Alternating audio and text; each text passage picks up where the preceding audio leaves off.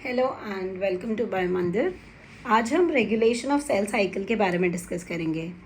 आपने मेरे पुराने लेक्चर्स अगर देखे होंगे तो now I am considering you are aware about कि सेल साइकिल क्यों इम्पॉर्टेंट है, क्या स्टेजेस होते हैं और क्या प्रोटीन्स और एंजाइम्स इसमें इम्पॉर्टेंट है।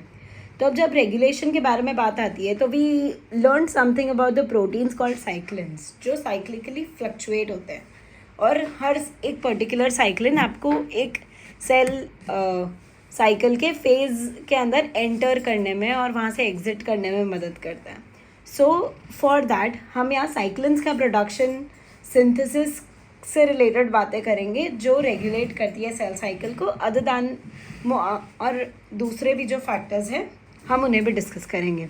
सो EGF which is the epidermal growth factor. अब एक सेल है, अब अगर एक सेल है तो इसके ऊपर यहाँ कुछ रिसेप्टर्स प्रेजेंट होंगे एज वी नो। ओके, अगर इस रिसेप्टर का नाम EGFR है, एपिडर्मल ग्रोथ फैक्टर रिसेप्टर, अगर ये रिसेप्टर है, इसके पास जब एपिडर्मल ग्रोथ फैक्टर EGF आके बाइंड करेगा तो यहाँ पे पर्टिकुलर कुछ एक्टिविटीज़ होंगी जिनके बारे में हम बात करते हैं। जैसे EGFR जो है it is a tyrosine kinase का रिसेप्टर, तो यहाँ पे इसकी टायरोसिन काइनेज एक्टिविटी शुरू हो जाएगी। इसका मतलब कि ये ग्रेब2 और SOS जो दो तरीके के प्रोटीन्स हैं उनको फॉस्फोरिलेट कर देगा। अब जो SOS है इसके पास खुद GEF प्रॉपर्टी है, मतलब ग्वानिडीन न्यूक्लियोटाइड एक्सचेंज फैक्टर है ये। तो ये क्या करेगा कि SOS जो है ये ग्वानिडीन एक्सचेंज करा सकता है, राइट। सो ये रास के पास जाएगा और रास GDP के फॉर्म में जो होगा उसके ऊपर उसको फॉस्फेट दिला के वो रास GTP में कन्वर्ट कर देगा। अब रास GTP एक एक्टिव फॉर्म है जो सीक्वेंशियली प्रोसेस चलाएगा और मैप के मतलब काइनेज काइनेज काइनेज, मैप के एंड मैप के, इन तीनों को सीक्वेंशियली एक्टिवेट किया जाएगा, जिनके एग्जाम्पल्स रैफ, MEK और ELK हैं। सो अल्टीमेटली क्या होगा कि आपका ELK जब एक्टिवेट हो गया तो ELK माइग्रेट करेगा सेल के न्यूक्लियस में। अब सेल के न्यूक्लियस में जब वो माइग्रेट करेगा तो it acts as a transcription factor and it helps in activation of particular genes like fos, jun and myc in the nucleus. अब यहाँ क्या होगा, जब फॉस, जुन और मिक जब एक्टिवेशन हो गया, एक फैक्टर है ये, ट्रांसक्रिप्शन फैक्टर है, एक्टिवेट हो गया तो ट्रांसक्रिप्शन होगा, ट्रांसलेशन होगा और साइटोसोलिक प्रोटीन्स फॉस, जुन, मिक सिंथेसाइज होंगे। अब ये दोबारा से न्यूक्लियस के अंदर जाएंगे। अब ये प्रोटीन्स न्यूक्लियस के अंदर क्यों जाते हैं, बिकॉज उनके पास न्यूक्लियर लोकलाइजेशन का सिग्नल होता है। तो जब वो एंटर करेंगे न्यूक्लियस के अंदर तो वो सिंथेसाइज करवाएंगे साइक्लिन D का। अब साइक्लिन D जो हमारा फर्स्ट साइक्लिन जो हम बात करते हैं for progression of cell cycle, ये बाइंड करेगा CDK4 और CDC6 को और इसके ऊपर आके CAK मतलब साइक्लिन एक्टिवेटिंग काइनेज, जिसके बारे में हम डिटेल में डिस्कस कर चुके हैं इन द प्रीवियस लेक्चर। ये तीनों चीज़ें बाइंड हो जाएंगी और ये 1, 2, 3 ये तीनों चीज़ें बना के एक एक्टिवेटेड कॉम्प्लेक्स बनाएंगे। अब यहाँ क्या होगा कि ये एक्टिवेशन कॉम्प्लेक्स जो है ये फॉस्फोरिलेट करेगा RB को और CDH1 को। तो अब थोड़ी सी बैक स्टोरी जो है वो हमें समझनी होगी कि साइक्लिन D तो हमारा सिंथेसाइज हो गया। अब हमारा सीक्वेंस क्या हुआ करता था, DEAB, ठीक है। हमें ये सारे के सारे साइक्लिन सीक्वेंशली हमें सिंथेसाइज करवाने, राइट। तो D का सिंथेसिस तो हमें करवा लिया। The next step is synthesis of E and A for progression of cell cycle, ठीक है। सिंथेसिस करवाना है साइक्लिन E और साइक्लिन A का, उसके लिए एक E2F करके फैक्टर की ज़रूरत होती है। ये एक ट्रांसक्रिप्शन फैक्टर है, बट यूजुअली क्या होता है कि E2F के साथ RB रेटिनोब्लास्टोमा का जो जीन है वो हमेशा जुड़ा हुआ रहता है, जो इसे इनएक्टिव करता है।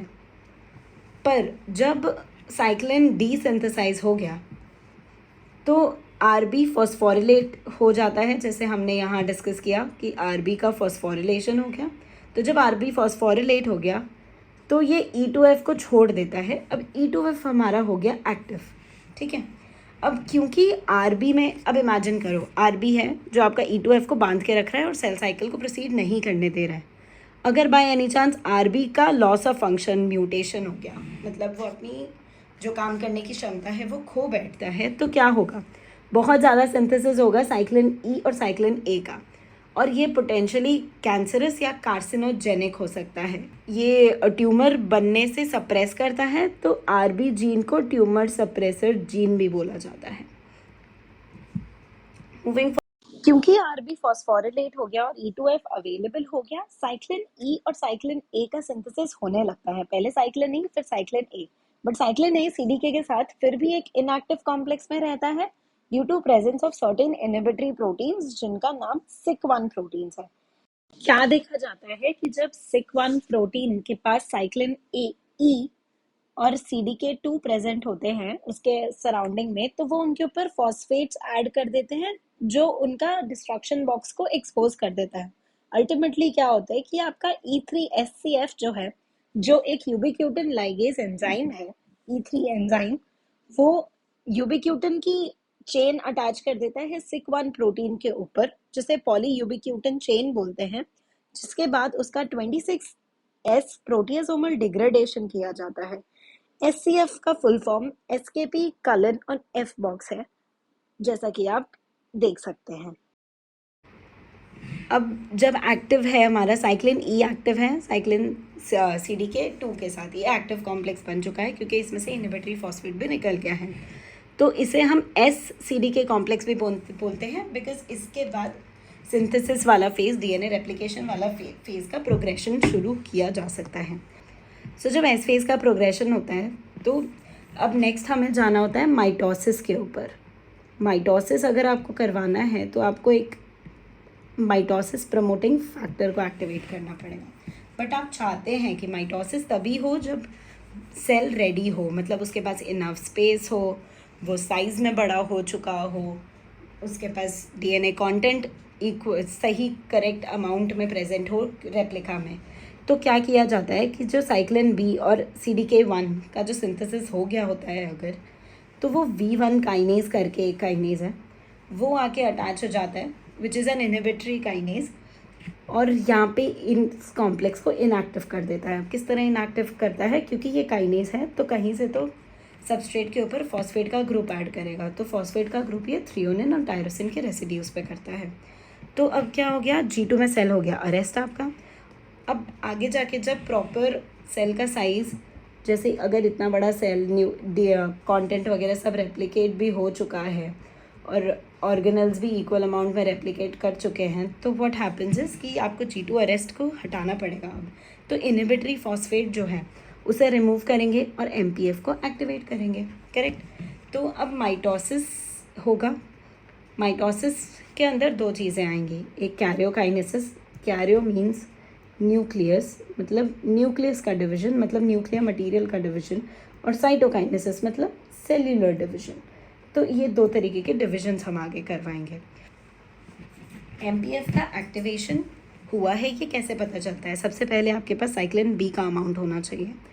दूसरी बात, आपके जो इनहिबिटरी फॉस्फेट जो थे, जो V1 काइनेज ने अटैच किए थे टायरोसिन और थ्रियोनिन और टायरोसिन रेसिड्यूज पे, वो रिमूव हो जाने चाहिए, और एक्टिवेटरी फॉस्फेट किसी थ्रियोनिन पे होना चाहिए, तब जाके आपका MPF एक्टिव कंसिडर किया जाएगा।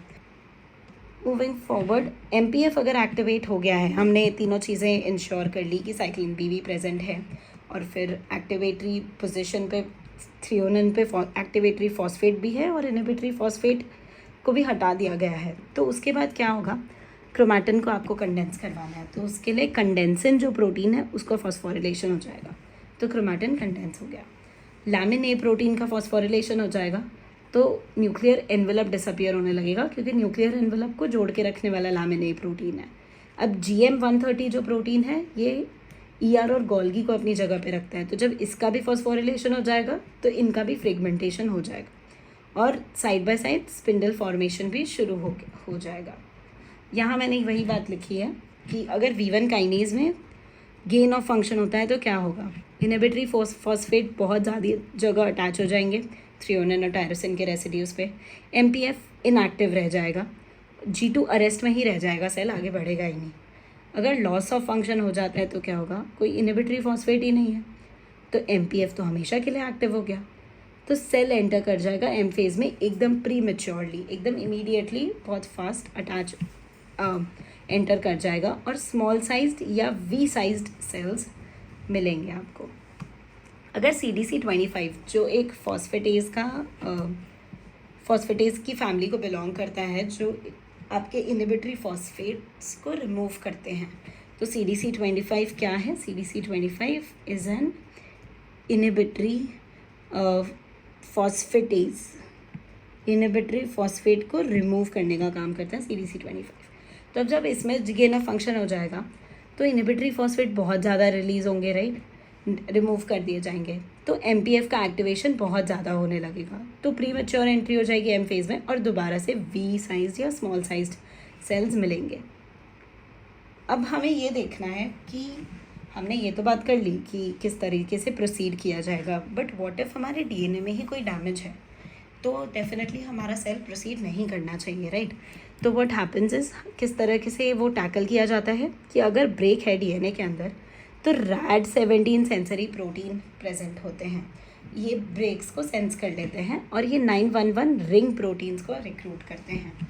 अब दो सिचुएशन हो सकती है, अगर DNA हमारा डबल स्ट्रैंडेड स्ट्रक्चर है, तो अगर डबल स्ट्रैंडेड ब्रेक लगता है तो ATM बाइंड करेगा वहाँ पे और CHK2 को एक्टिवेट करेगा फॉस्फोरिलेशन से। यहीं अगर सिंगल स्ट्रैंडेड ब्रेक लगता है तो ATR बाइंड करेगा और यहाँ चेक 1 को ये एक्टिवेट करेगा फॉस्फोरिलेशन से। अल्टीमेटली क्या होगा कि P53 के ऊपर फॉस्फेट ऐड हो जाएगा। अब P53 is often called as the guardian, is often called the guardian of the genome, alright। तो जब अब P53 के ऊपर फॉस्फेट ऐड होता है तो P53 हो गया स्टेबलाइज और वो बन गया 4 P53 साथ आ गए, P53 ऐसे एक टेट्रामेराइजेशन हो गया और 4 P53 साथ में आ गए और ये हो गए स्टेबल। तो अब ये क्या करेंगे कि पर्टिकुलर न्यूक्लियस में जाके पर्टिकुलर जीन्स को एक्टिवेट करेंगे जिनका अपना अपना काम है। तो P21 करके जो है ये सेल साइकिल का अरेस्ट करवा देगा, वो बोलेगा सेल साइकिल को आगे मत बढ़ाओ। FOXA और BAX जो चैनल्स हैं ये आपका अपोप्टोसिस करवाएंगे। P54 BRCA1 है जो DNA रिपेयर करवाएगा और P16 है जो आपका सेनेसेंस करवा देगा। तो जनरल सिनेरियो में क्या देखा जाता है कि P53 यूजुअली MDM2 के साथ बाइंड होता है जो एक यूबिक्यूटिन लाइगेज है और हमेशा P53 का डिग्रेडेशन हो जाता है वाया प्रोटियासोमल डिग्रेडेशन। बट जब भी हमारे पास सिग्नल प्रेजेंट होगा, जब भी हमारे पास चेक 1 और चेक 2 एक्टिवेट होंगे, चेक 1 या चेक 2 में से कोई भी एक अगर एक्टिवेट होगा तो P53 पे फॉस्फेट जुड़ जाएगा। तो अब यहाँ यूबिक्यूटिन नहीं जुड़ पाएगा और यही लीड करेगा स्टेबलाइजेशन को और फिर टेट्रामेराइजेशन हो जाएगा, तो P53 गायब नहीं होगा। So this was it about the regulation of cell cycle. I hope आपको चीज़ें समझ आ गई होंगी। ये मैंने बहुत फटाफट कवर किया because this was a revision वाला सेशन एंड आई होप आपको चीज़ें समझ आई हो। सो या बाय बाय।